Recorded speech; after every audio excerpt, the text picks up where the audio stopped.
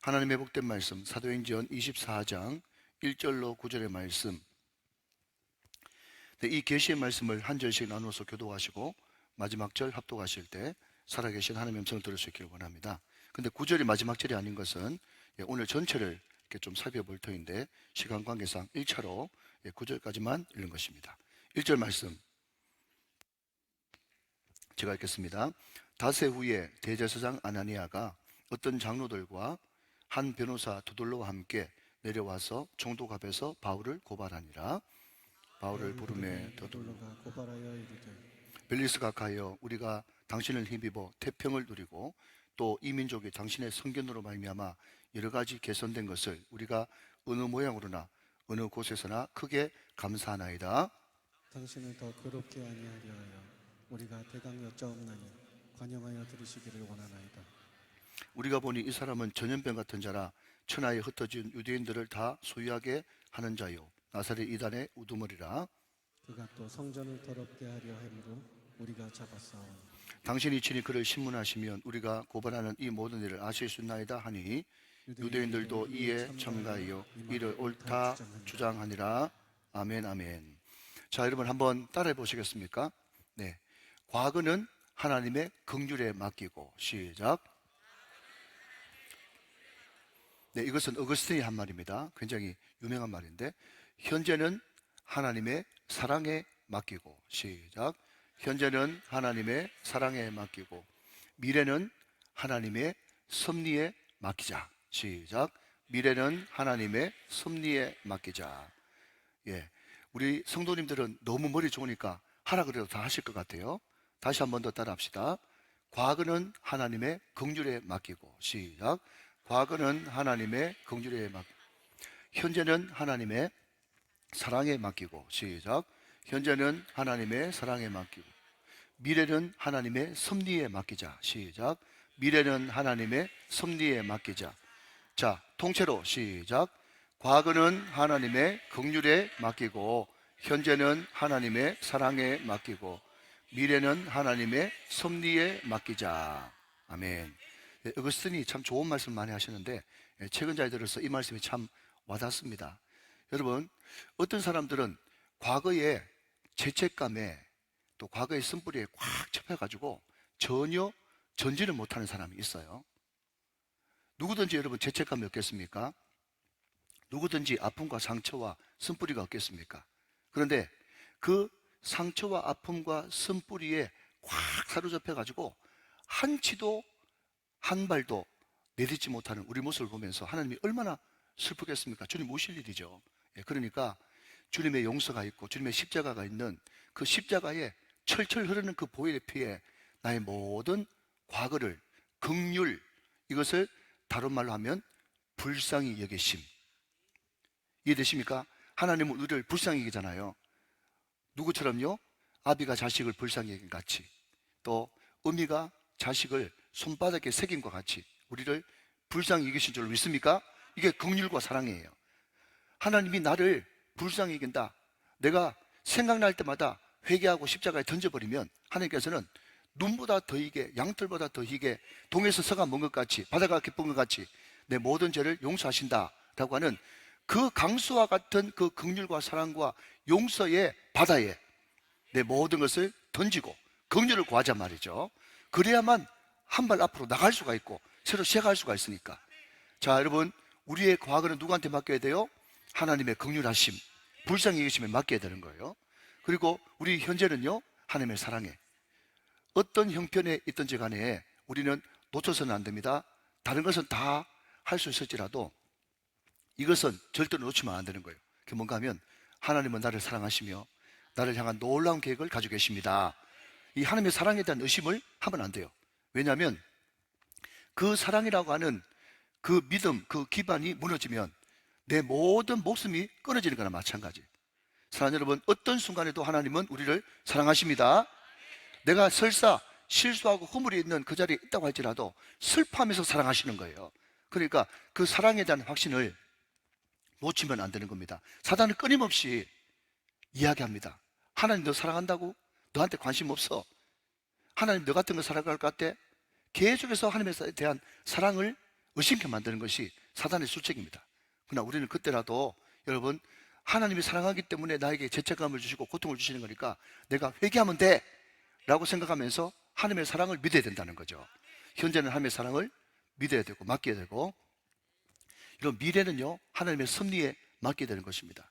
여러분, 만약에 사도 바울이 미래에 대한 하나님의 섭리가 뭐죠? 가장 선하고 아름답게 인도하시는 하나님의 손길, 이게 섭리거든요. 그것을 못 믿었다면 불안해서 한 발짝도 밖으로 못 나갈 것입니다. 여러분 생각해 보십시오. 하나님께서 지혜를 주셔가지고 사도 바울이 지금 매 맞아가지고 또 만신창이가 될 뻔했는데, 그때 하나님께서 번뜩 떠오르게 하셔가지고 나 로마 시민권 있는데, 자 다시 한번요, 그거 사도 바울이 머리 좋아서 그랬죠? 아닙니다. 하나님께서 떠오르게 하시고 생각나게 하셨단 말이죠. 자 여러분, 지금 서슬퍼런 사두개인과 바리새인들이 어떻게 하든지 종교회의 해가지고 사도 바울을 잡아 죽이려고 하는데, 그때 나 바리새파인데 나는 부활을 믿는데, 그것도 사도 바울이 잘해서 그런 것이 아니라 하나님께서 떠오르게 하시고 생각나게 하셨단 말이죠. 기가 막힌 타이밍에 떠오르게 하시고 생각나게 하시는, 이게 뭔가 하면 하나님의 섭리로 그렇게 됐다, 그렇게 이야기하는 거예요. 그러니까 미래는 누구한테 맡겨야 돼요? 하나님의 섭리, 하나님께서 가장 선하고 아름답게 이끌어 가시는 그 보호와 인도, 거기에 맡겨야 된단 말이죠. 그럼에도 불구하고 사도 바울은 지난 시간에 복습하는 겁니다. 이것을 빙자해가지고, 예. 그럼에도 사도 바울은 자기를 위해서 자기를 잡아 죽이기까지는 먹지도 마시지도 잠자지도 않겠다고 하는 비밀 테러리스트 결사대가 40명이나 있는 줄 몰랐죠. 그런데 그 비밀 테러리스트들이 있다는 것을 성경에 처음 등장하는 믿음도 별로 안 좋은 사도 바울의 생질이 듣고 바울에게 알려줬단 말이죠. 이게 바로 하나님의 섭리예요. 아멘이십니까? 자 여러분, 그런데 여기서 여러분들이 절대로 잊지 말아야 될 것은 뭔가 하면, 바울이니까 그렇지 그렇게 이야기하면 그때부터 여러분들은 사단의 꾀임에 또 넘어가는 것입니다. 사도 바울이 하나님, 나의 하나님. 여러분, 오늘도 우리가 등장하는 인물 몇에 대해서 살펴보겠지만, 여기 등장하는 모든 인물들은요 나하고 전혀 상관없는 인물이 아니라, 한 번 더 따라 하실까요? 세팅을 잘하자. 시작. 세팅을 잘하자. 바울이 나예요. 여기 등장하는 여러분 변호사 더둘로가 나예요. 얼마든지 내가 될 수 있단 말이죠. 여기 등장하는 여러분 대제사장 아나니아도 내가 될 수 있어요. 바울도 내가 될 수 있어요. 여기 등장하는 벨릭스라고 하는 총독도 내가 될 수 있어요. 그러니까 성경에 여러분 수만 명의 사람들을 하나님께서 등장시켜서 뭔가 하면, 네가 성령 충만해가지고 믿음의 길 선택하면 바울처럼 될 수가 있는 거고, 네가 직분이 있지만 마음속에 강교함을 네가 처리 못하면 너 대제사장 아나니아처럼 될 수 있어. 바깥으로 볼 때는 직분은 아나니아가 더 높았어. 그러면서 수많은 인물들을 떠올려가지고 이것이 나의 모습일 수 있다라고 거울로 투영해 주는 거예요. 그래서 여러분 성경은 거울이라고 하는 것입니다. 우리가 늘 여러분 외출하기 전에 거울을 보면서 나 자신을 살펴보는 것처럼, 우리가 성경을 보면서 나 자신을 살펴봐야 되는 것입니다. 다른 사람 공격하는 것이 아니고. 이해되시면 아멘. 네, 여러분 보십시오. 생질이 도왔죠. 또 누가 도왔습니까?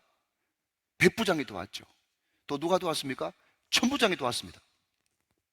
그때 당시에 로마 황제가 여러분 퍼레이드 이동할 때도 470명이나 되는 사람이 호위하지는 않았을 거예요. 사도 바울이 죄수입니다.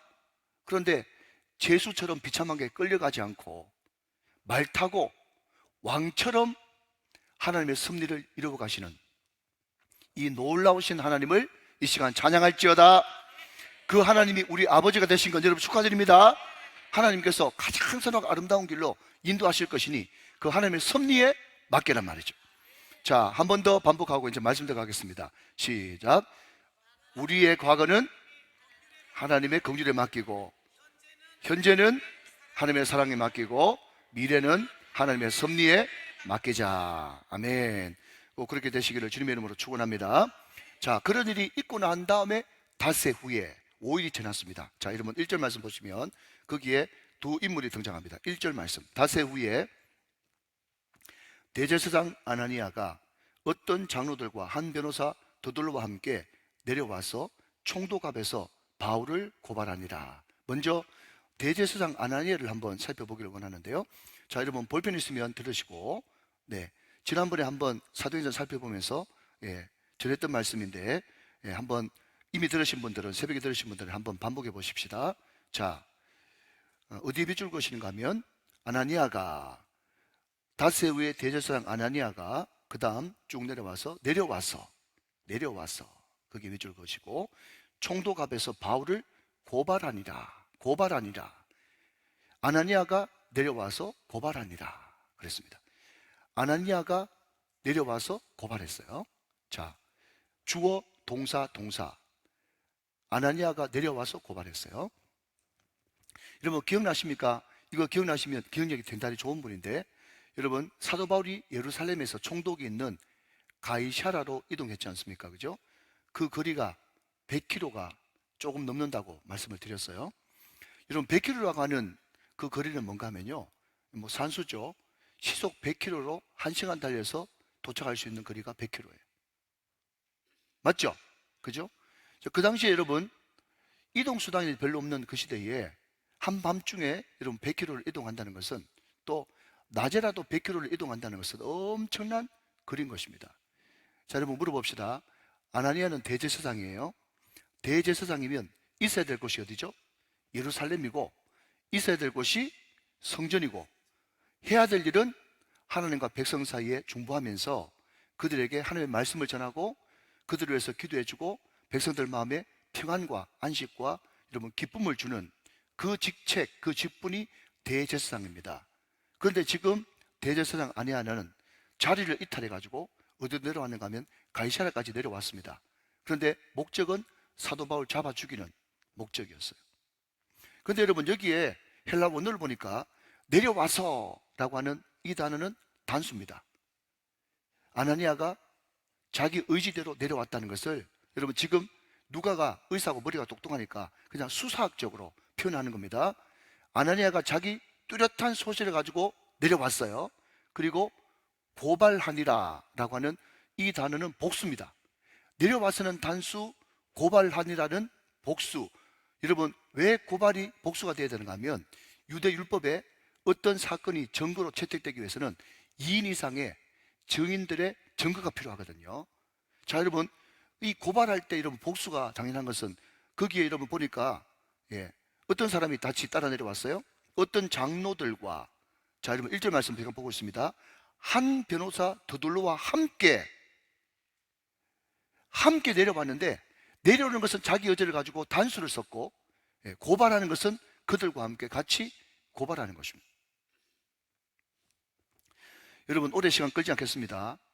방금 말씀드린 것 같이 아나니아는 대제사장입니다. 대제사장은요, 그 당시에 유대 사회의 정치, 경제, 행정 모든 것을 가지고 있는 수반이에요.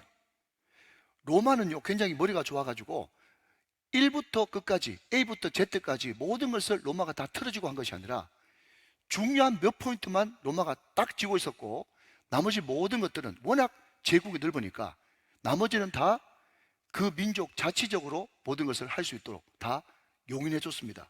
뒤도 말씀드리겠지만 로마법은요 종교에 대해서 굉장히 관대했습니다. 크게 문제만 안 일으키면 다 그 종족의 그 문화와 또 종교를 인정해 줬어요. 다만 로마 제국이 질색팔색하는 것은 뭔가 하면, 요즘으로 말하면 데모 일으키고 소유 일으키는 거, 그리고 황제 반란 일으키는 거, 이것은 정말 혹독하게 모범 케이스라 그럴까요? 하여튼 시범 케이스로 완전히 잔멸을 시켜버리고 나머지는 다 그 자치적으로 맡겨가지고 이 사회를 돌려나갔거든요. 그러니까 유대 사회의 가장 핵심 직분이 뭐겠습니까? 대제사장이죠. 그러니까 대제사장은요 최소한 유대인 안에 일어나는 그런 종교 관습 문화에 대해서는요 생사여탈권을 가지고 있을 만큼 막강한 권력이었습니다. 단순히 여러분 제사 집전하고 한 종교인의 그런 모습이 아니었어요. 모든 권력을 다 가지고 있었어요. 그런 대제사장 아니아냐가 사도 바울을 어떻게 하든지 죽이기 위해서 예루살렘을 버리고 가이사랴까지 내려오고, 그리고 거기에 여러분 장로들과 더불어서 여기에 두 번째 살펴볼 인물은 더둘로라고 하는 인물인데, 이 더둘로는요 지금으로 말하자면 최태원, 죄송합니다 이름을까지 얘기해서 노소영 이혼 담당 변호사, 한 건 터뜨려 가지고 수백억 버는 최고의 변호사 더둘로. 이 사람은 로마 언어도 잘하고 히브리어도 잘하고 국제 변호사였어요. 이 사람을 비싼 가격에, 그러면 여러분 당연히 질문이 던져지겠죠. 그 돈 어디서 났을까? 변호사가 보통 비용이 넘는데. 그래서 여러분 소송이 붙어버리면요, 그런 말 있지 않습니까? 변호사만 좋은 일 다 시킨다고. 그런 말 들어보셨죠? 그죠? 그냥 계속해서 이거는 막 어떤 한 사람 죽을 때까지 계속 12번도 더 재판해야 되는데 그때마다 변호사 비용이 막 기하급수적으로 늘어나는 거예요. 여러분 거기에 성수해버리니까 방금도 말씀드렸지만 제 기억으로는 600억 받을 수 있다던가. 여보세요? 600억 들어보셨어요? 여러분 재판 한 건 이기고 성공 사례비가 600억. 그 정도의 대단한 변호사가 그 당시에 더둘로였단 말이죠. 그 비싼 변호사 어디서 돈 난지 모르겠지만 매각매직 해가지고 성지매매 해가지고 번 돈을 가지고 사람 죽이는 데 사용하는 이 아나니아를 보십시오. 여러분 이 설교를 주일 낮에 하기에는 부적절할 겁니다. 그런데 오늘 금요 성령 집회 나오신 분들은요 다 여기에 앞으로 지금 이미 해당된 사람이 있고 저 같은 사람, 또 앞으로도 해당될 사람이 있을지도 몰라요. 뭔가 하면 하나님께서 그 존귀한 담임 목사라고 하는 그런 직분을 주셨는데, 그 존귀한 당위원이라고 하는 그런 직분을 주셨는데, 그 존귀한 중직자라고 하는 그런 직분을 주셨는데, 그 직분을 정말 기도하고 복음 전하고 하나님 앞에 예배 드리고 하나님을 섬기는 데 쓰지 않고 사람 죽이는데 그 직분을 앞장서 가지고 행하는 그런 사람이 이 시대에도 많이 있고 역사상에도 많이 있었고, 우리가 까딱 여러분 하나님의 통치에서 벗어나 버리면 우리도 이런 인간이 순식간에 될 수도 있다라고 하는 그 경각심을 오늘 이 시간에 저부터 시작해 가지고 오늘 이 자리에 앉은 분들이 다 같이 받으면 하나님 앞에 영광이 될 줄로 믿습니다.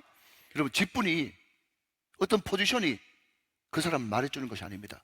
바깥으로 볼 때는 우리 아버지 뭐 했습니다, 우리 아버지 뭐 했습니다, 우리 아버지 목사입니다, 우리 아버지 뭐입니다, 그렇게 이야기할 줄 모르나 그것은 아무 하나님 앞에 의미가 없는 거예요. 그 사람이 하나님 앞에서 정말 하나님 보시기에 어떻게 살았고 어떻게 그 직분을 감당했는가. 왜냐하면 결국 천국 가면 대제사장도 필요 없어요, 목사도 필요 없어요, 장로도 필요 없어요. 제가 늘 말씀드리지만 여러분 제가 90년대 초반에 제가 필리핀을 갔을 때는요, 그때 마닐라 공항 근처에 어떤 광고판이 있었는가 하면 삼성, 금성, 뭐 대우 이런 회사 브랜드가 거기에 광고판이 있었어요. 그런데 한 10년 정도 지나고 2000년대를 딱 지나가고 나서 마닐라 공항에 가니까 거기에 애니콜, 파브, 뭐 예를 들어서 뭐 그랜저 예를 들면 그런 자기 고유 브랜드가 거기에 광고판에 붙어 있더라고. 제가 그걸 보면서 하나님께서 막 섬광과 같은 그런 깨달음을 주시는데, 어떤 깨달음을 주시는가 하면 너 우정교회 담임 목사 말고 뭐 무슨 이사장 무슨 뭐 사무총장 이런 거 말고 누구 말대로 계급장 떼고 성도 예독렬로서, 왜냐하면 천국 가면 여러분 목사 직분 떼집니다. 그냥 성도로서 배보자 심판대 위에 서는 거예요. 성도 예독렬로서 하나님 앞에 평가받을 수 있겠는가. 여러분 우리는 우리 브랜드로 우리 이름으로 심판받는다는 거예요. 직분이 방망이 중에 아닙니다. 직분은 이 땅에 있을 때 질서 있게 교회를 잘 세우라고 직분을 주신 거지, 천국 가면 다 그거 불타 없어지고 우리는 성도 누구로서 하나님 앞에 서게 될 것이에요. 사랑하는 여러분, 이 땅에 주신 그 고귀한 직분을 하나님 영광 드러내고 주님 잘 섬기는데 더 효과적으로 사용하는 복된 직분이 다 되시기를 주 예수 그리스도의 이름으로 축원합니다. 자, 이것이 아나니아라는 인물을 통해서 주시는 첫 번째 기운이고요. 자, 여러분 두 번째는요, 더둘로라고 하는 변호사입니다. 방금 말씀드렸듯이. 예, 그런데 초대교회 교부 가운데 터툴리안이라고 하는 교부가 있어요. 근데 터툴리안 이게 무슨 뜻인가 했더니요, 이런 뜻입니다. 제가 예를 한번 들어볼게요. 역시 여러분 혹시 차범근 감독 아십니까? 들리십니까? 차범근한테 세 남매가 있었어요. 첫째는요, 차하나. 목사님 머리 아프겠습니다. 어떻게 사람 자녀 이름까지 다 외우고 그렇게 합니까? 예. 근데 설교를 위해서라면 또 외워야 돼요. 예. 차범근 감독의 첫째 딸은 차하나, 둘째는 누구죠? 차두리. 어떻게 하셨어요? 여러분의 전화 뭐 다른 거 없네. 나머지 자식 이름까지 다 하세요. 예. 셋째는요, 차셋지. 그죠? 예. 차셋지, 혹시 한채아라고 아십니까? 예. 여러분들은 뭐, TV도 안 보시고 신령과 진정으로 말씀 갖게 되면, 예, 집중하니까. 한채아라고 하는 배우 있어요. MC도 보고 하는. 그 남편이 차셋지. 차 하나, 차 둘이, 차셋지. 그래가지고, 이제 삼남매인데, 이 터툴리안이 무슨 뜻인가 하면요, 셋째 이런 뜻이에요. 여기에 나오는 더둘로라고 하는 사람들도요, 이 헬라식 이름을 바꾸면요, 터툴리안, 셋째 이런 뜻이에요. 근데 이 사람은요, 굉장히 유명한 변호사였습니다. 국제 변호사였죠. 헬라어도 능통하고 유대법도 능통한 그런 사람이었어요. 이 사람은 한번 수임하는데 엄청난 변호사 수임비를 줘야 되는 그 당시에 탑 변호사였다고 요세푸스가 증명하고 있습니다. 자, 그런데 여러분 보십시오. 이 더둘로가 아나니한테 그에게 돈을 받고 이제 사도 바울을 죽이는데 대리인으로 앞장서는 것을 보게 됩니다. 자, 먼저 이 내용을 한번 보고 좀 이어나가 보도록 그렇게 하죠. 자, 여러분 2절, 바울을 부르매 더둘로가 고발하여 이르되, 이제 대리인으로 이제 법정에 서가지고 이제 벨리스 총독 앞에서 이제 사도 바울을 참소를 하는 겁니다. 참소. 예. 참소, 이것을 헬라어로 바꾸면, 예, 뭐가 되는가 하면 마귀의, 예, 디아블로스, 참소하는 자, 마귀의 이름입니다. 참소가요. 어떻게 참소하는지 보십시오. 자, 3절 말씀 보시면 벨리스 각하여 우리가 당신을 힘입어 태평을 누리고, 자, 여러분 거기 태평이라는 단어에 동그라미 한번 쳐보시고요. 또 이 민족이 당신의 성견으로 말미암아, 선견 동그라미 한번 쳐시고요. 여러 가지로 개선된 것을, 개선 한번 동그라미 쳐보시고요. 자, 동그라미 쳤습니까? 태평, 성견, 개선된 것을 우리가 어느 모양으로나 어느 곳에나 크게 감사나이다. 그렇게 되어 있죠. 여러분 제 성경에는 3절 옆에 조금 빈 공간이 있는데, 여러분 성경책도 빈 공간이 좀 있습니까? 예, 그러면 볼펜 드시고 거기에 뭐라고 적으시는가 하면요, 다 뻥 이렇게 적으세요. 다 거짓말. 뻥이 좀 곤란하시면 다 거짓말 이렇게 한번 적어보세요. 다 거짓말. 다 거짓말이에요. 새빨간 거짓말이에요. 이때 당시에 여러분 요스푸스를 비롯해가지고 문헌들이 많이 남아있거든요. 그런데 지금 여러분, 자, 어디를 보시는가 하면 여러분 10절 말씀을 한번 보시면, 먼저 10절, 총독이 바울에게 머리로 표시하여 말하라 하니 그가 대답하되, 당신이 여러 해 전부터 이 민족의 재판장 된 것을 내가 알고 내 사건에 대해서 기꺼이 변명하나이다. 자, 여기 여러 해 전부터 되어 있지 않습니까? 거기에 한번 밑줄 그어보시고 그 옆에 좀 달아내셔가지고, 예, 달아내가지고 거기 뭐라고 적으시는가 하면 6년째 이렇게 적으십시오. 6년째 이렇게 적으세요. 자, 지금 벨릭스가 예루살렘에 또 팔레스타인 지방에 총독으로 온 지가 몇 년 됐다는 거예요? 지금 6년째입니다. 그리고 2년 더 있다가, 그러니까 굉장히 장수 총독이었어요. 보통 한 3년 주기로 체제가 되는데 이 사람은 3 곱하기 2 하고 나서 2년 돼가지고 총 8년 있었습니다. 그 뒤에 제가 설명을 드릴게요. 그러니까 여러 해 동안 거기에 재판장으로 총독으로 군림해가 있었던 그 사람이 벨릭스 맞죠. 그런데 역사상 예루살렘에 또 팔레스타인 지방에 가장 많은 밀란과 폭동이 일어났을 때가 벨릭스 때랍니다. 그러니까 여러분 처음부터 이 더둘로는요, 그냥 거짓말이 입에 붙어 있었고, 어떻게 하면 사람이 기분 좋은지 그것을 정확하게 아는, 머리가 굉장히 팽팽 잘 돌아가는 악인의 꾀의 전형적인 인물이었어요. 다 거짓말이었습니다. 그리고 여러분 여기 성견이라고 하는 단어에 동그라미 쳤죠? 자, 여러분 저를 한번 보십시오. 성견이 뭔가 하면요, 신적인 능력 이런 뜻이요. 예견, 예지력, 신적인 능력 이런 뜻이에요. 여러분 아시는 대로, 예, 하나님께 영광을 안 돌리고 헤롯이 자기가 왕인 채 하다가 충이 먹어 죽으니라, 그 단어 들어보셨죠? 사도행전에 나오는 말 아닙니까? 그죠?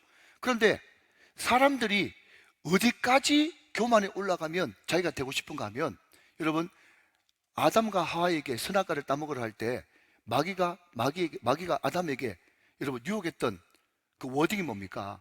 너 이거 먹으면 눈이 밝아, 시작, 하나님과 같이 된단 말이죠. 그래서 사람은요 끊임없이 교만해가지고 끊임없이 사람들이 계속 비행기를 태워주고 높여주면 어디까지 올라가고 싶은가 하면 자기가 하나님이 되고 싶어 하는 거예요. 이게 인간의 재성의 극치라는 것입니다.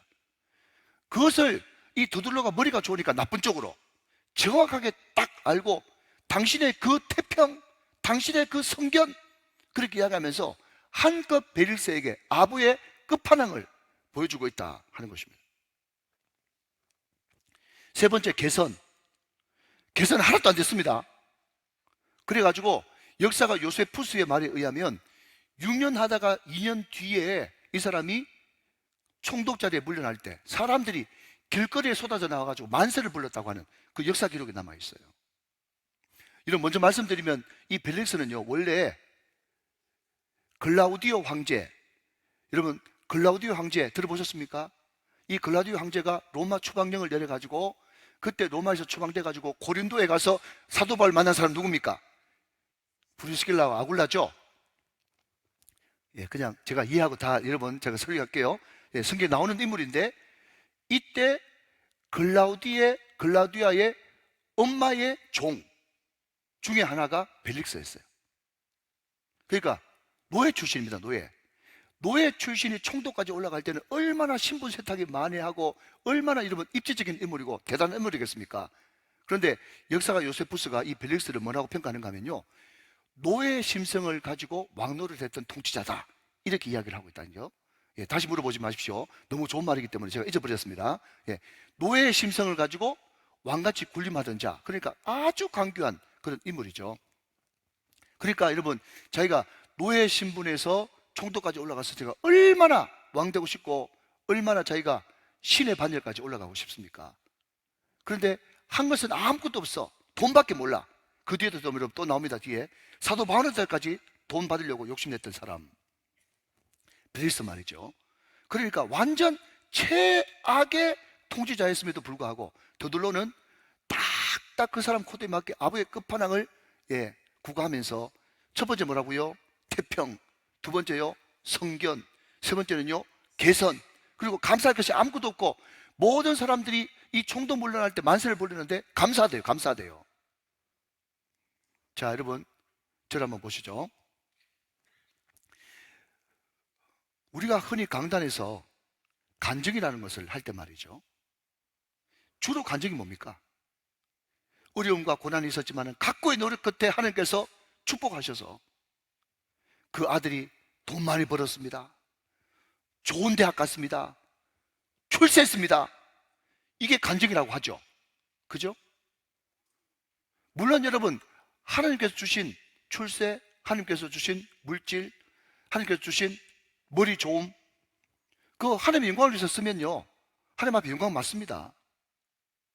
그런데 교회 강단이 아니라도 교회라고 하는 이 공동체 마당에서 얼마나 많은 목회자가, 평신도들이 자기의 좋은 대학 들어갔다, 어디 뭐 합격했다, 여러분 또 뭐 돈 많이 벌었다, 좋은 대학 갔다, 그렇게 이야기하지만 정말 그 간증 뒤에 정말 그 사람이 그런지, 정말 이 사람이 그 좋은 머리 가지고, 그 좋은 학벌 가지고, 그 높은 자리 가지고 정말 하나님의 영광을 위해서 선하게 아름답게 이용하고 있는지, 통로로 초인받고 있는지, 그것을 한번 어떨 땐 조사해보고 싶어요.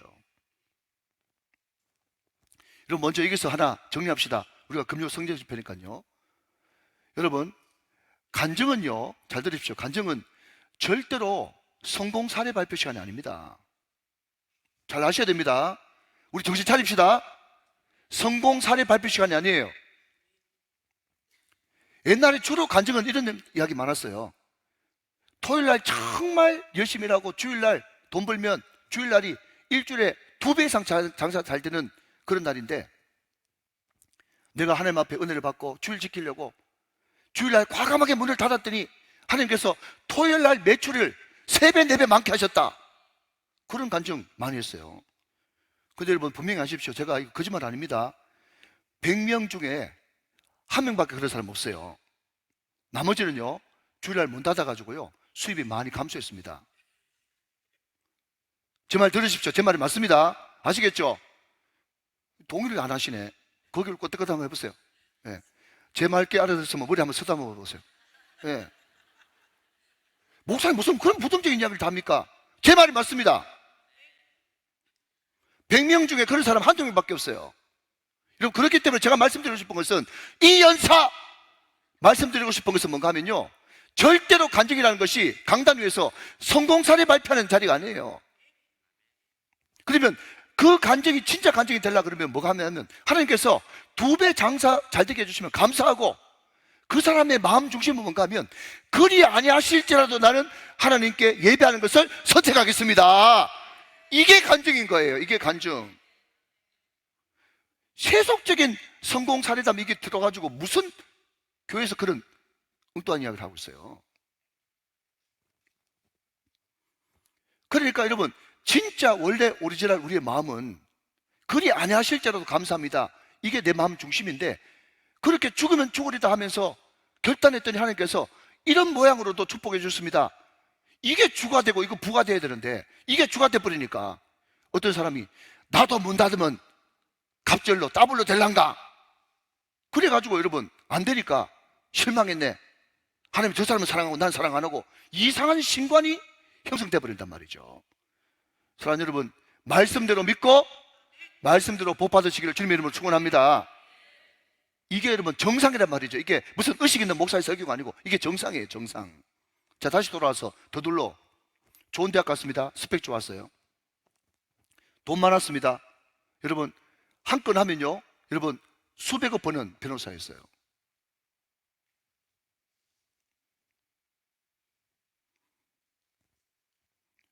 우리 한국교회에 그런 사람이 얼마나 많습니까? 제가 늘 말씀드리지만 우리가 자주 보는 그림 있지 않습니까? 엄마가 예배당 마룻바닥에 무릎 꿇고 애 하나 덜쳐있고, 그냥 애가 옆에서 지켜보면서 새벽기도 나가 철야 나와가지고 애들이 그냥 방석에서 잠을 자는, 그것이 특별한 그림이 아니라 제가 어릴 때 신앙생활 할 때마다 다 그렇게 우리 엄마들이 기도했어요. 오직 나는 초등학교도 못 나오고 남녀 차별하는 그 유교 문화 가운데서 나는 완전 일자무식과 무식자지만은 내 아들, 딸만큼은 어떡하든지 공부시켜가지고 대학 공부시켜야 된다. 그래가지고 그 사람들이 다 서울대 가고 연세대 가고 이러면 유아여대 가고 그렇게 해가지고 다 국회의원하고 방금사하고, 그런 분들이 지금 베이버 부모 세대의 주례를 이고 있는 사람들이에요. X세대도 마찬가지지만. 여러분, 더둘로처럼 변호사 됐습니다. 여러분, 서울대 나왔습니다. 돈 많습니다.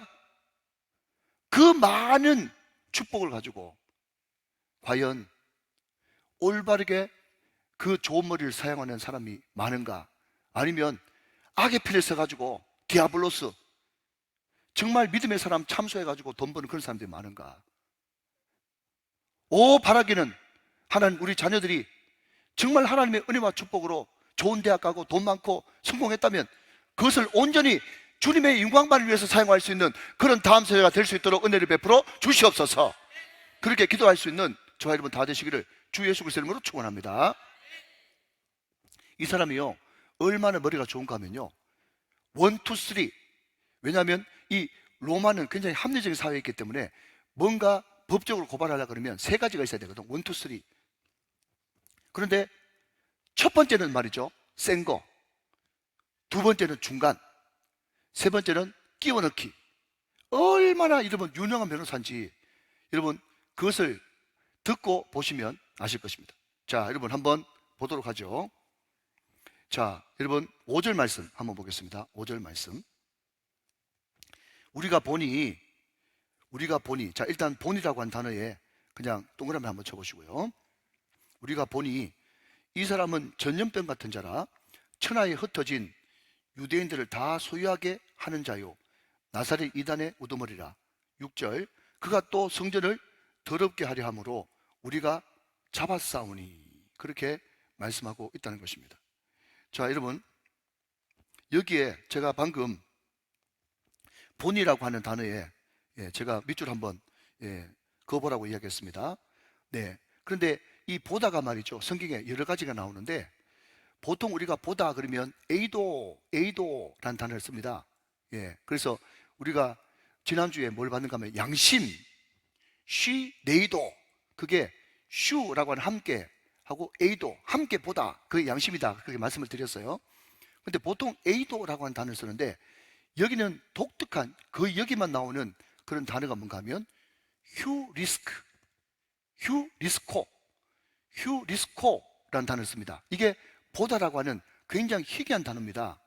그러면 이 보다는 뭐냐 하면요, 자, 에이도라고 하는 단어는요, 주의해서 집중해서 보다 이런 뜻이고요, 여기 나오는 휴리스코라고 하는 단어는요, 얼핏 보다, 이것을 좀 더 쉬운 말로 여러분 더 제가 의역을 좀 한다면 척 봐도 이런 뜻이에요. 자세하게 안 보고 척 봐도 이런 뜻입니다. 그러니까 여러분, 이 사람이 은혜에 탁월하니까 이 도돌로라고 하는 변호사가 말이죠, 얼마나 그냥 이 벨릭스를 말로 수사학으로 홀리는가 하면 자세하게 볼 필요도 없습니다. 척 봐도 이 사람은 사형감입니다. 왜 사형감인데 물어봤더니 첫 번째 생각나갑니다.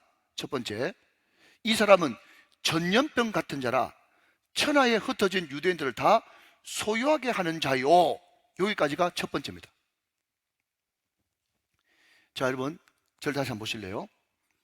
우리는 코로나 팬데믹을 거치면서 전염병이 얼마나 무서운지 알았습니다.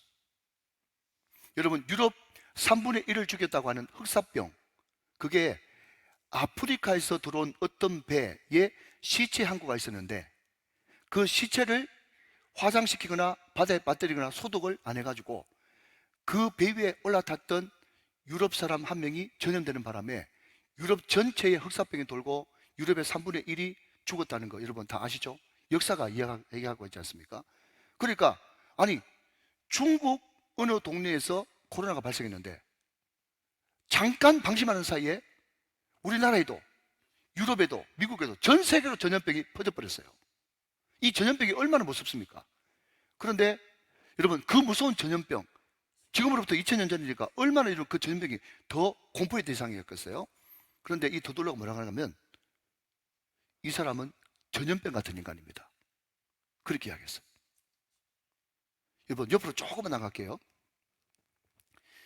지금으로부터 굉장히 오래전에 빌 하이베스 목사님 계실 때 그 교회가 20주년 기념 예배를 드렸는데 20주년 기념 예배 드리면서 앞으로 새로운 20년의 비전 선포를 하면서 이 머리 좋은 윌로우 크릭 그 스태프들이 말이죠, 앞으로 우리 교회는 어떤 교회가 되길 원하느냐 할 때 딱 워딩, 문장 하나를 딱 만들었는데 뭔가 하면 예수를 전염시키는 사람, 그렇게 했어요.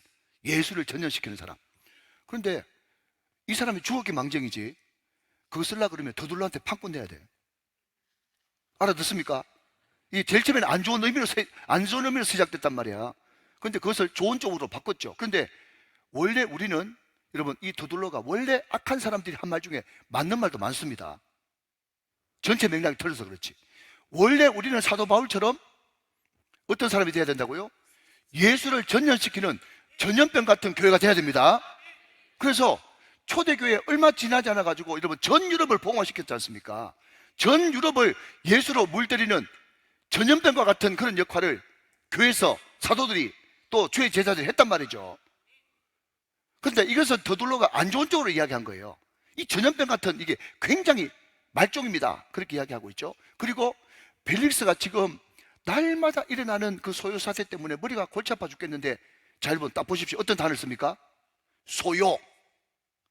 여러분, 사단이 머리가 보통 좋은 게 아니에요.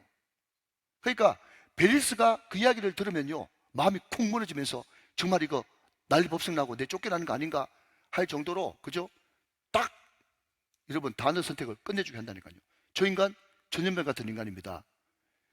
저 지금 소요일으키고 있습니다 하면서 처음에 이 사람을 반드시 제거하고 죽여야 될 수밖에 없는 그 이유를 앞머리에 딱 때리는 거예요. 자, 두 번째는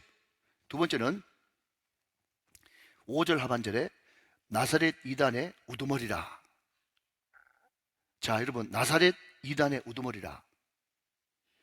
결국 여러분, 나사렛 예수님도 뭐 때문에 여러분 처형당했습니까? 밀란을 일으킨다. 그리고 유대인의 왕이다.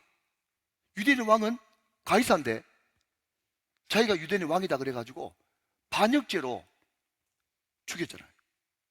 그 나사렛 이단이 죽은 지 20년도 안 됐는데 또 저놈이 나타나가지고 나사렛 이단 우두머리라. 근데 저는요, 이 말이 그래도 큰 위로가 되는 게, 예? 나사렛 이단의 꼬봉이라 그러면 굉장히 기분 나빴을 것 같은데, 이 바울이 재판받으면서도 굉장히 기분 좋았을 것 같아.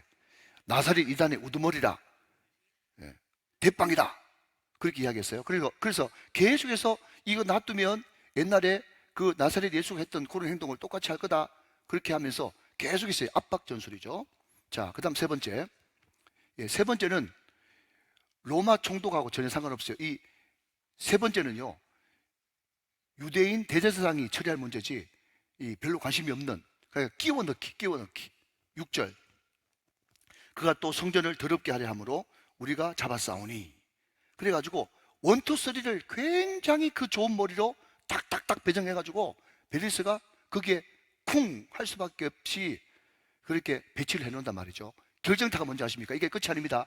원래 나쁜 놈들은요, 끝이 아니에요. 어떤 단어가 또 등장하고 있는지 한번 보십시오.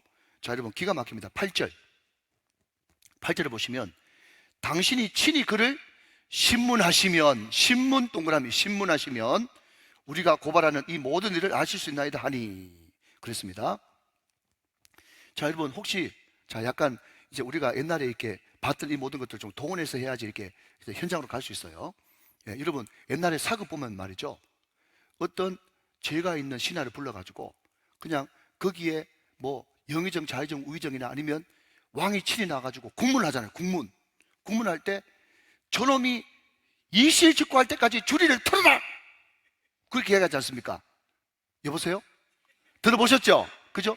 이실직고할 때까지 주리를 틀어라. 그러면 주리를 막 틀으면 말이죠, 자기 원하는 대답이 나올 때까지 주리를 트는 거예요. 그렇죠? 그러면 여러분, 옛날에 우리도 그런 아픈 흑역사가 있습니다만은, 고문하면 정신 멀쩡한 사람도 나중에는 완전 거기에 가스라이팅을 당해가지고 없는 죄도 있다고 어떻게 하든지 그 고문을 더 이상 받기 싫으니까 거짓 자백까지 막 쓰고 나중에는 정신병이 와가지고 그게 진짜일 것을 착각하는 그런 사태까지 발생한단 말이죠. 그러니까 여러분, 이 두들러가 얼마나 치밀하고 악랄하고 교활한 사람인가 하면요, 뭐라고요? 첫 번째, 전염병이다. 이 사람 때문에 소열이 난다. 나사렛 예수의 이단 우두머리다. 그리고 성전 더럽힌 자다. 그렇게 이야기하는데, 다 이것이 그 사람이 부인한다 할지라도 지금 뭘 시키고 있는 겁니까? 지금 벨릭스한테 주리를 틀면 나올 거다, 주리를 틀면 나온다, 이렇게 이야기하고 있단 말이죠. 여러분, 이게 사단의 하수인 아바타로 지금 전면에 내세워진 그 좋은 학력, 그 좋은 머리, 그 좋은 출세 가지고 이렇게 사용하는 이 두들로의 모습이 잘못하면 나의 모습이 될 수도 있다라는 것을 꼭 생각을 해야 된다 하는 것이죠. 자, 여러분, 쭉 넘어가서 이제 베릴스를 먼저 살펴보고 이제 바울로 마무리를 하도록 하겠습니다. 자, 여러분, 22절 말씀 쭉 넘어갔었습니다. 자, 24장 22절. 벨릭스가 이 도에 관한 것을 더 자세히 아는 거로 연기하여 이르되, 천부장 루시아가 내려오거든 너희를 처결하리라 하고 그랬습니다. 자, 여러분, 좀 앞으로 기억을 떠올리면 천부장 누가? 루시아라고는, 글라우디오 루시아라고 하는 이 사람이 편지를 자세하게 써가지고 지금 보고 다 받았죠. 그러니까 이미 다 알고 있는 거예요. 그리고 이때 당시에 로마법은 어떤 법이 있었는가 하면 현장 지휘자가 거의 90% 이상 결정하는 겁니다. 마치 고등법원에서 거의 판결 나면 대법원은 별다른 일 없으면 안 뒤집어지는 것처럼 현장 지휘자가 다 이야기를 하니까, 자, 여러분, 이 베릭스도 보십시오. 만약에 바울이 무죄다 그래버리면 어떻게 되겠어요? 반대편에서 난리법석 나겠죠. 그리고 바울이 유죄다 그러면 어떻게 되겠습니까? 바울이 결정적으로 로마 시민권자이니까 자기한테도 지금 소위 말해서 감사가 들어오는 거예요. 감사가. 그러니까 뻔히 사도 바울이 무죄인 줄 알면서도 그냥 천부장 자기 밑에 사람 핑계대면서 그 오면 같이 상의해가지고 결정하겠다라고 하면서 어떻게 하는가 하면 23절 말씀, 백부장에게 명하여 바울을 지키되 자유를 주고 그의 친구들이 그를 돌봐주는 것을 금하지 말라, 이렇게 하면서 유보시켰단 말이죠. 무려 몇 해 동안? 이태 그랬는데 2년 동안 그냥 가이사랴 감옥에서 사도 바울은 무료한 시간을 보내게 됩니다. 이틀 동안, 2회 동안, 2년 동안 말이죠. 자, 그런데 그 도중에 어떤 일을 했는가 하면요. 자, 여러분 24절 말씀 보면 24절, 수일 후에 벨리스가 그의 아내 유대 여자 두루실라. 자, 그냥 너무 많이 이야기하면 시간이 많이 지났기 때문에 그냥 결과론적으로 이야기합니다. 여기 유대 여자 두루실라가 누군가 하면 예수님 시대 때 두 살 밑으로 다 죽이라고 하는 헤롯 대왕 있죠. 헤롯 대왕의 손녀입니다. 헤롯의 손녀예요. 그런데 이때 나이가 얼마 되지 않았습니다. 그래서 여기 나오는 벨릭스라고 하는 사람하고 두루실라하고 언제 결혼하는가 하면 벨릭스가 60대, 두루실라는 18에 결혼했습니다. 그런데 이 두루실라는 이스라엘 북쪽 시리아 지역의 한 종족의 왕비였다가 이 사람 마음속에 뭔가 흐르는 피가 있었는지 벨릭스라고 하는 사람이 눈이 맞아가지고 60세 할아버지하고 18살 처녀하고, 여러분 여기 이혼해버리고 여기 이혼해버리고 만났던 그런 사람이 아주 파렴치하고 비도덕적인 그런 커플이에요. 그런데 이 역사가들이 하면 벨릭스보다는 두루실라가 이제 예수의 도에 대해서, 기독교에 대해서 관심이 더 많았던 것 같아요. 그러니 자, 24절 계속 봅시다. 두루실라와 함께 와서 바울을 불러 그리스도 예수 믿는 도를 듣거늘. 여러분 옛날에 그 뒤에 크리스찬이라고 하는 단어가 본격화되고, 그때까지 크리스찬 말이 상용화되기 전까지는 예수 믿는 사람을 뭐라고 했는가 하면 도를 걸어가는 사람, the way, 길 말이죠. 예수의 길을 걸어가는 사람, 이렇게 불렸습니다. 앞에도 나오지만, 자, 예수 믿는 도를 듣거늘 바울이, 자 25절, 바울이 의와 절제와 장차오는 심판을 강론하니 벨리스가 두려워하여 대답하되 지금은 가라, 내가 틈이 있으면 너를 부르리라 하고 그랬습니다. 자, 여러분 제가 이 말씀을 보면서 너무 은혜가 되는 거예요. 자, 잠깐만 한번 보십시다. 제가 방금 말씀드렸듯이 벨릭스라고 하는 사람, 두루실라라고 하는 사람은 어떤 관계예요? 굉장히 이상한 관계고 부정적인 관계입니다. 자기 남편 버리고 이 사람하고 눈 맞아가지고 결혼한 아주 비윤리적이고 이상한 그런 커플이에요. 그런데 그 사람들 앞에서 사도 바울이 설교를 했는데 첫 번째, 의에 대해서 설교했어요. 정의가 무엇이냐? 발음이란 것이 무엇이냐? 자, 여러분 그 설교 주제를 가지고 또 벨릭스와 그의 마누라 되는 두루실라가 들었을 때 찔렸을까 안 찔렸을까? 찔렸겠지. 그 다음 더 기가 막힌 것은 의와 절제와, 여러분 절제해야 된다 했었을 때 찔렸을까 안 찔렸을까? 찔렸죠. 그리고 여러분 더 기가 막힌 것은 장차 오는 심판에 대해서 강론했어요. 여러분 주의 종은요, 사람 듣기 좋게 하는 그런 말씀을 전하는 게 아니라 하나님께서 주신 말씀을 있는 그대로 가감없이 고지고대로 전하는 것이 주의 종인 줄로 믿습니다. 자, 그런데 더 여러분 놀라운 것은 말이죠, 벨릭스가 두려워했대요. 여러분 이 당시에 총독은요 생사여탈권을 가지고 있었기 때문에 어떤 죄수라도 총독 앞에 가면 여기 아까 이야기했던 그 변호사 더둘로처럼 아부의 끝판왕을 하든지, 너무 두려워가지고 오금을 절여가지고 어쩔 줄 몰라 하든지, 그만큼 총독은 대단한 존재였습니다. 총독은요 그 나라에서만큼은 왕이에요. 그렇기 때문에 청산천하 유아독존입니다. 어떤 사람도 두렵지 않습니다, 황제 외에는. 그런데 놀라운 것은요, 바울이 지금 제수의 신분인데 바울은 담대하게 주의 말씀을 전하고 그 말씀을 들은 절대 권력자인 벨릭스는 두려워했다는 사실. 여러분 이것이 예수 믿는 자의 권세인 것입니다. 우리는 하나님 한 분 외에는 어떤 것도 두렵지 않고 어떤 것도 부럽지 않습니다. 그런 하나님 중심의 두렵지 않고 두렵지 않는 담대함이 있으니까요, 그 당당함으로 당당하지만 예의 있게 의와 절제와 심판에 가서 말씀을 전하니까 벨리스가 그 말씀을 듣고 두려워서 어쩔 줄 몰랐다. 경이로운 두려움, 이게 오늘 등장한 두려움이라고 하는 단어예요. 그냥 단순히 무서운 게 아니라 공경에서부터 나오는 두려움, 경외로부터 나오는 두려움, 이게 두려움이에요. 여러분, 시간이 없습니다. 아쉽습니다. 근데 문제는 뭔가 하면요, 그 두려움이 있을 때 예수 영접해야 되잖아요. 그런데 그 두려움이라고 하는 하나님의 특별한 사인, 특별한 기회, 그것이 주어졌음에도 불구하고 이 사람의 행동을 한번 보십시오. 25절 말씀. 바울이 의와 절제와 장차 오는 심판을 강론하니 벨릭스가 두려워하여 대답하되 지금은 가라. 제가 이걸 보면서 너무 속이 터지는 거예요. 지금은 가라. 지금은 가라. 이게 천국 갈 수 있는 여러분 버스 놓친 거나 마찬가지예요. 지금은 가라. 내가 틈이 있으면 너를 부르리라. 여러분, 하나님이 뭐 기다려준다 합니까? 하나님이 기다렸다가 여러분 또 부르면 또 오고 또 부르면 또 오고, 무슨 하나님이 뭐 콜택시입니까? 콜택시. 어떤 사람은 그러더라고요. 하나님을 웨이터로 생각하지 마라. 웨이터 하면 또 오고 웨이터 하면 또 오고. 하나님 그런 분이 아니에요.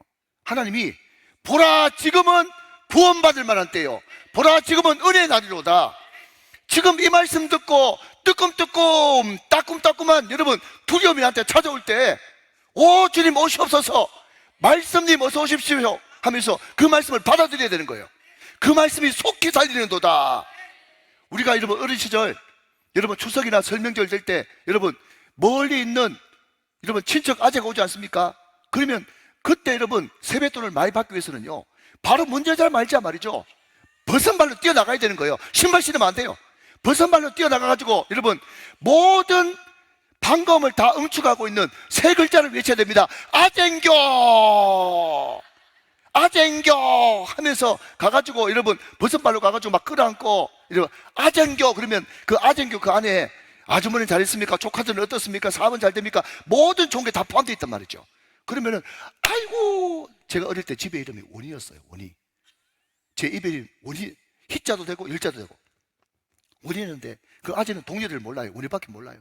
제 이름이 어릴 때 뭐였다고요? 원이었거든. 원이. 아이고 원이 니도 왔구나 하면서 역시 장남의 종손이 예의도 바르다면서요. 다른 누나들 세배하는데 돈 1,000원 주는데 저는 10,000원 받았다니까요. 이 놀라운 비밀을 아십니까? 이 놀라운 비밀을. 그래서 여러분 우리가 말씀을 들을 때 마음에 두려움이 오고 찔림이 오지 않습니까? 그러면 여러분 거부하면서 다음에 또 듣지 뭐, 목사님은 늘 저렇게 찔리는 말을 하더라. 그러면서 그래서 거부하지 말고 말씀인겨 하면서 여러분 그 말씀을 여러분 받아들이고 영접하시길 바랍니다. 그렇게 될 때 인생이 변화되는 역사가 일어난다죠. 여러분 여기에 지금은 가라, 그게 여러분 뚫어지도록 여러분 밑줄을 그어보세요. 지금은 가라, 지금은 가라. 그게 가라에 그냥 새까맣게 동그라미 쳐고 그게 지금은 와라로 바꾸세요. 지금은 와라. 지금 받아들여야 되는 거예요. 자 여러분, 분명히 말씀님이 오셨는데 두려움이 찾아왔는데 지금은 가라 그랬더니요, 여러분 옛날부터 따라다니는 돈마귀가 또 갖다 붙어 버렸어요. 돈마귀가 지금 여러분 주인 바꿀 수 있는 좋은 기계인데 지금 여러분 겁해버리니까 마치 뭐가 같습니까? 여러분 부자 청년 이야기하고 똑같잖아요. 지금 과거로 다시 돌아가 버리는 거예요. 그러면서 여러분 사도 바울한테 무슨 여러분 이걸 가지고 여러분 전문용어로 벼룩의 간을 빼먹는다 이런 뜻은 그렇게 이야기하는 거예요. 26절 말씀. 동시에 또 바울에게서 돈을 받을까 바라는 고로 더 자주 불러 같이 이야기하더라. 돈 때문에 부르는 거예요. 돈 때문에. 자 여러분, 자 이제 정리합시다. 예, 바울은 다음 시간에 잠깐 언급하고 마칠게요. 시간 너무 다 돼서. 여러분 요한복음 11장에 보면요 마르다가 나옵니다. 오빠 나사로 죽었어요. 예수님이 일부러 자기가 부활의 주님이라는 것을 알려주기 위해서 일부러 늦췄다고 이야기했습니다. 죽은 지 이미 나흘 됐어요. 마르다가 울면서 그랬어요. 예수님 계셨으면 우리 오빠 살렸을 텐데. 그랬더니 예수님이 유명한 말을 하셨죠. 나는 부활이요 생명이니 나를 믿는 자는 죽어도 살겠고 살아서 나를 믿는 자는 영원히 죽지 않겠다. 이것을 내가 믿느냐? 믿느냐? 이렇게 이야기했거든요. 그랬더니 마르다가 다 믿는 척 하면서 뭐라고 얘기하는가 하면 마지막 때에 다시 사는 줄 내가 믿나이다. 우리 예수님은 지금 살리라고 그러는데, 우리 예수님은 지금 살리라고 그러는데 마르다는 마지막 때에 저 어느 먼 훗날 살릴 것을 내가 믿습니다. 그렇게 이야기했어요. 자, 그러면 여러분 묻습니다. 다 여러분 이야기가 다 우리 이야기예요. 그러면 여러분 그 마르다가 그때 당시는 아는 거요, 믿는 거요? 아는 거요, 믿는 거요?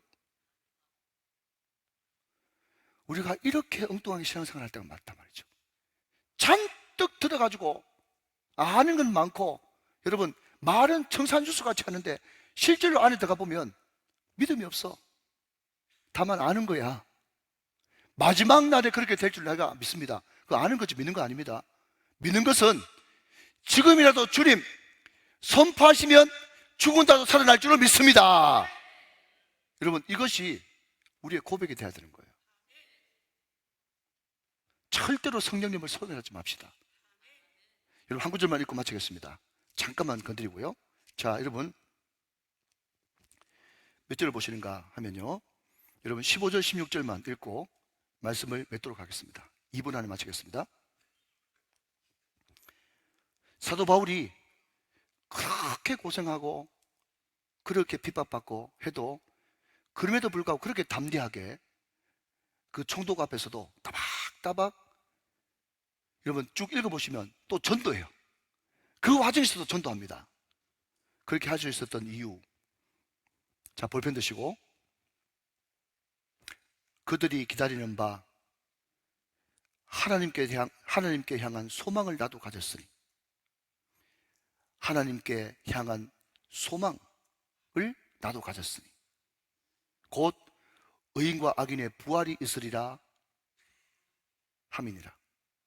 16절, 이것으로 말미암아 나도 하나님과 사람에 대하여 항상 양심의 끄리낌이 없기를 힘쓰나이다. 여러분 사도 바울이 그렇게 고생해도 어떤 와중에서도 예수밖에 모르고 쿡 찔러도, 여러분 주기철 목사님 이야기가 아니라 사도 바울이 쿡 찔러도 예수, 쿡 찌르면 예수의 부활을 증거할 수 있었던 것은요, 주님이 지금 내 마음속에 오셔서 내 마음을, 내가 비록 이 땅에 발을 딛고 살지라도 내 마음을 항상 하나님께 소망이 있네. 하나님에 대한 소망. 어떤 소망이죠? 의인의 부활. 또 그 의인의 부활을 믿기 때문에 어떻게 살았죠? 하나님과 사람 앞에서 결단코 양심에 끄리끼는 그런 일은 없도록 내가 살아왔다 라고 하는 그 주님의 길을 달려가는 그 일념, 이것이 바울로 하여금 어딜 가도 복음을 전하고 어딜 가도 당당하며 어딜 가도 주님만 높일 수 있는 그런 힘의 원천이 되었다 하는 것입니다.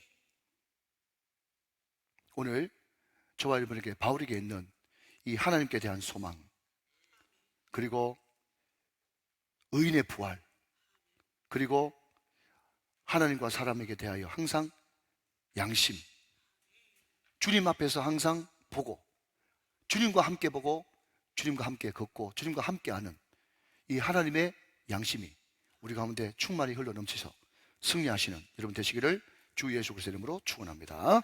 축복합니다. 축원합니다.